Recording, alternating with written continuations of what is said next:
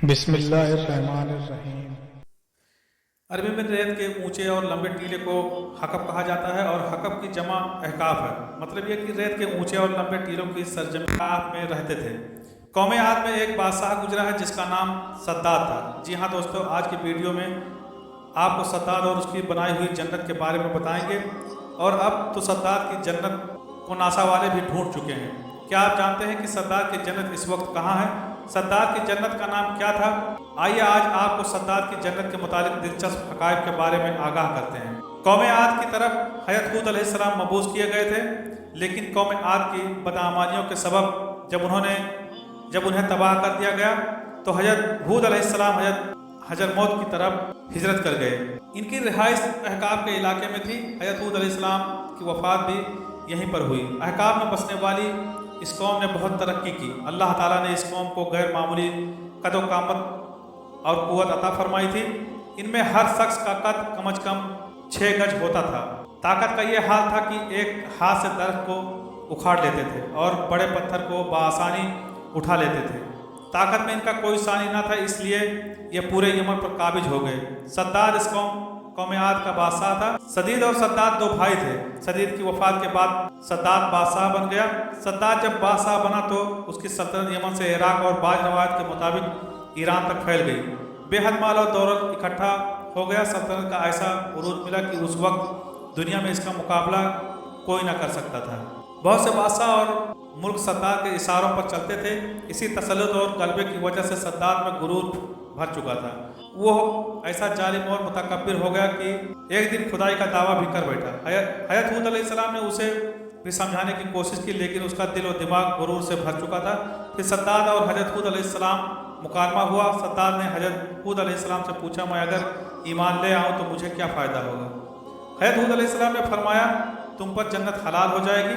सद्दाद कहने लगा, कोई भी शख्स किसी की खिदमत या इताअत इसलिए करता है कि इसको इज्जत मिले, इसको मनसब मिले, तरक्की मिले, इक़्तिदार मिले और दौलत मिले। मुझे तो ये सब कुछ हासिल है। मुझे क्या ज़रूरत है कि मैं किसी की इबादत करूं? और रही जन्नत की बात, मुझे इस जन्नत की कोई ज़रूरत नहीं। ऐसी जन्नत तो मैं खुद दुनिया में ही बना सकता हूँ। हज़रत हूद अलैहिस्सलाम सद्दाद को कुफ्र और शिर्क से रोकने की कोशिश की, लेकिन वो बाज ना आया। उसने सल्तनत के तमाम बड़े ममाल इकट्ठे किए और अहकाब में इरम के मुकाम पर 20 कोस लंबी और चौड़ी जन्नत बनवानी शुरू कर दी। इसलिए सद्दाद की जन्नत को इरम भी कहा जाता है। सद्दाद ने पूरी दुनिया से तामीराती काम के माहिरीन को अदन भिजवाने का हुक्म दिया गया। दुनिया के सब हुक्मरानों को हुक्म दिया गया कि सोने चांदी की कानों से ईंटें बनवा कर अहकाब भेज दें। दुनिया के तमाम ममालिक से सोने और चांदी की ईंटें बनवा कर सद्दाद को भिजवा दी गईं। इसकी बुनियादें इतनी गहरी खुदवा दी कि पानी के करीब पहुंचा दी। फिर उन बुनियादों को संग सुलेमानी से भरवा दिया गया। जब बुनियादें भरकर ज़मीन के बराबर हो गई तो इन पर सोने चांदी की ईंटों की दीवारें चुनी गई और इन दीवारों की लंबाई इस वक्त के गज के हिसाब से 100 गज मुकर्रर की गई। जब सूरज निकलता तो इसकी चमक से दीवारों पर निगाह नहीं ठहरती थी। यूँ शहर की 4 दीवारी बनाई गई। इसके बाद 4 दीवारी के अंदर 1000 महल तामीर किए गए। हर महल 1000 सतूनों वाला था और हर सतून जवाहरात से सजाया गया था। फिर शहर के दरमियान में एक नहर बनाई गई और हर महल में उस नहर से छोटी छोटी नहरें ले जाई गईं। हर महल में हौज और फव्वारे बनवाए गए। इन नहरों की दीवारें और फर्श याकूत, जमर व मरजान और नीलम से सजा दिए गए। इन नहरों के किनारों पर ऐसे मसनूई दरख्त बनाए गए जिनकी जड़ें सोने की शाखें और पत्ते जमरत के थे। इनके फल मोती व याकूत और दूसरे जवाहरात के बनवा कर इन पर टांग दिए गए थे। शहर की दुकानों और दीवारों को मुश्क व जाफरान और अमरो गुलाब से सेटल किया गया था। याकूत और जवाहरात के खूबसूरत परिंदे चांदी की ईंटों पर बनवा दिए गए, जिन पर पहरेदार अपनी अपनी बारी पर आकर पहरे के लिए बैठते थे। जब तामीर मुकम्मल हो गई तो हुक्म दिया गया कि सारे शहर में रेशम और जरदुआनी की कालीनें बिछा दी जाएं। फिर नहरों में से किसी के अंदर मीठा पानी, किसी में शराब और किसी में दूध और किसी में शहद व शरबत जारी कर दिया गया। बाजारों और दुकानों को कमखाब और जरीफत के पर्दों से आरिस्ता कर दिया गया।